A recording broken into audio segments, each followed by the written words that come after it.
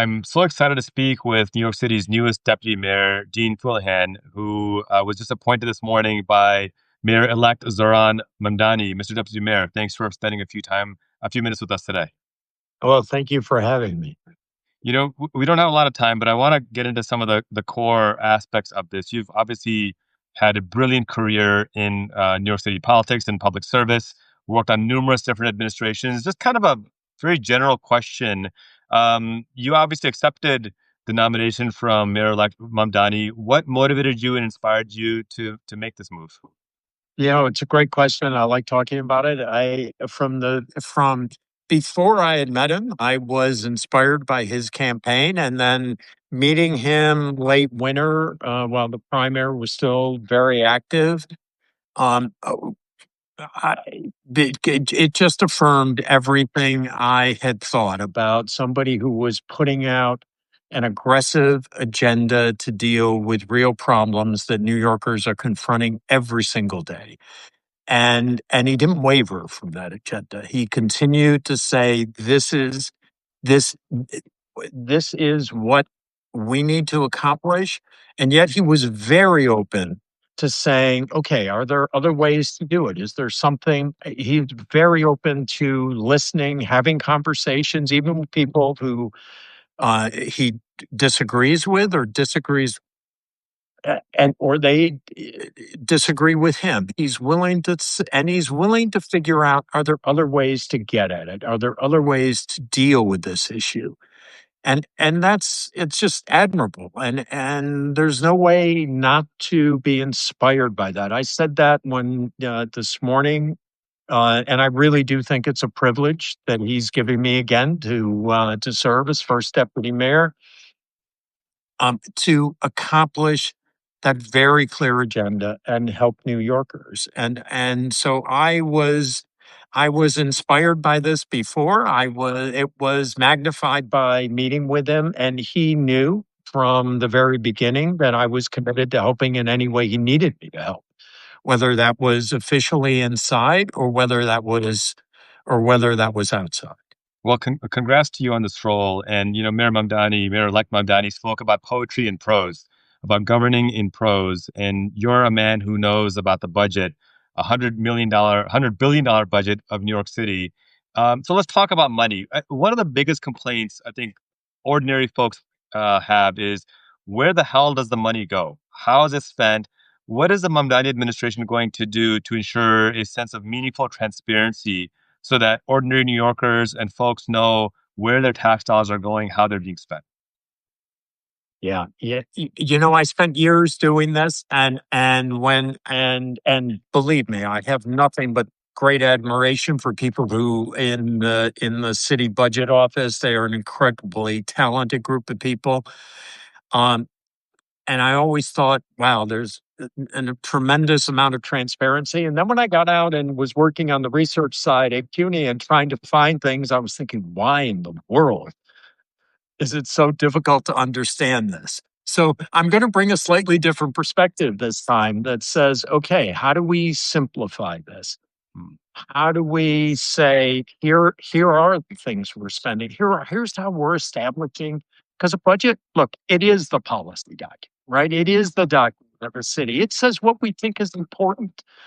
So we need to make sure that we're conveying, these are the priorities, these are the constraints, these are the things we can't do. We're going to maintain fiscal responsibility in this budget. We're not going to break a long tradition in New York City, but we're also going to accomplish new goals that the city desperately needs for its economic health and for the security and the hope that came through this campaign.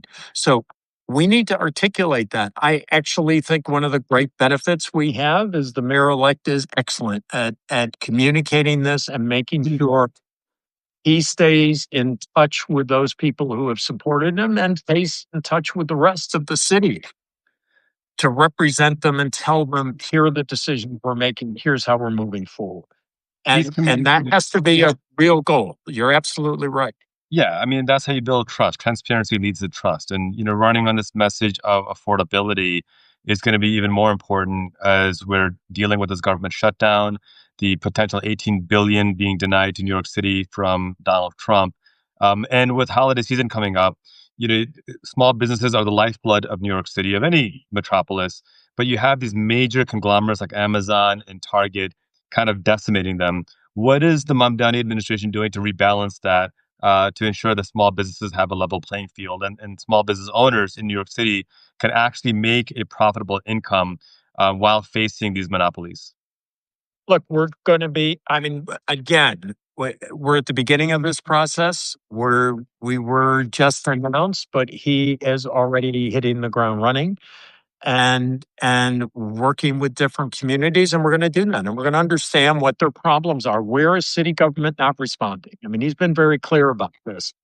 Like, when is the city not picking up the phone? When is it not saying you have a problem, but answering it, but then trying to figure out what's the solution to that problem? And that's going to be one of our goals. And you know what? We're going to be judged by that. And we're all okay with that. Certainly the mayor elect is. So if he's okay with that, his team is going to be okay with that. And we're going to be judged by those pressures that you're talking about that small business face. One thing that impressed me about the mayor-elect's victory speech was he called on New Yorkers, whether they voted for him or not, to hold him accountable to the high standards that he set. I think that's fantastic. That's what you want in a public servant. One of the things that I'd love to hear more from you, as kind of the first deputy mayor leading the budget as well, is Mayor-elect Mamdani spoke often on the campaign trail about the multiplier effect, where we often talk about the cost of, free buses, but we never talk about the multiplier effect on the economy. Can you talk a bit more about that, and why that's such an important part of the conversation? Sure. I mean, I mean, New York City is an amazing place, but it has serious pressures, and it has puts its the affordability crisis is a crisis that literally has to be dealt with. He has outlined ways to do that. If you provide childcare, we are taking a burden away, and it creates all sorts of economic benefits. It helps those companies that are struggling to find employees because young families can't afford to live in New York. When and I was part of this, and I'm proud of this, when Bill de Blasio did, and also when everybody told him you couldn't do it, in 2 years, another class, when he did universal pre-K for 4-year-olds in 2 years, that changed that changed the life of those parents, right? It both helped the children, it changed the life of those parents. That creates economic activity. I don't want to just think about it. It's not the purpose of doing it, but it has to be part of the budget equation. What are the benefits to dealing with childcare? There are benefits. What are the benefits to paying a decent wage to a workforce that is often really underpaid? What are there are benefits to that, and those benefits flow through the whole economy. And and and we're gonna articulate those. We're not just gonna say we're doing this. We're gonna say here are the consequences of doing that, and that's incumbent on us. Absolutely. I mean, it's telling the story. And I know we're down to just the final couple minutes. So, two more quick questions that I wanted to cover. One thing that Mayor elect Mamdani has done, I thought beautifully, is go beyond mainstream and corporate media. I mean, the sheer fact that his first deputy mayor, hours after being appointed, is doing a Substack Live is fantastic. And I think it speaks to your accessibility. What's the philosophy behind this outreach strategy, and what can we expect in how this shapes the administration in the coming term? Well, we've seen it in the campaign. You did a better job than I did in articulating the benefit of this and why it's important, because the goal we have to go where people are living. We have to go where everybody is getting their news and giving us information. And I don't know anyone who does this better than the mayor elect. I love So that. and if he's doing it, and we're all going to be communicating in this way to make sure that the message is getting out and the support that we need for that message. That Yes. can't be lost either. It's the support that we need for this message to make it clear in New York City, in Albany, in Washington, that these are important things, that these matter to people, that it wasn't just an election. It was about more than. That's exactly right. Last question before you go, because I certainly hope to get then Mayor Mamdani, and of course, you're always invited back on his platform. Thank you. What's your message to those who didn't vote for the mayor elect or are skeptical? What can they do to engage with you to earn the trust of the mayor elect? I we're gonna be reaching out. He is already. I mean, the mayor elect has started this. He's been reaching out. One thing he is really quite amazing at is listening to people to get their views.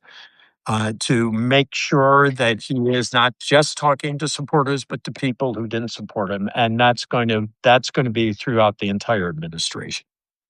First, Deputy Mayor Fuleihan, thank you so much for your time today. Good luck on your term, and we hope to have you back on soon. Okay, thank you. I look forward to it. Take care. Take care.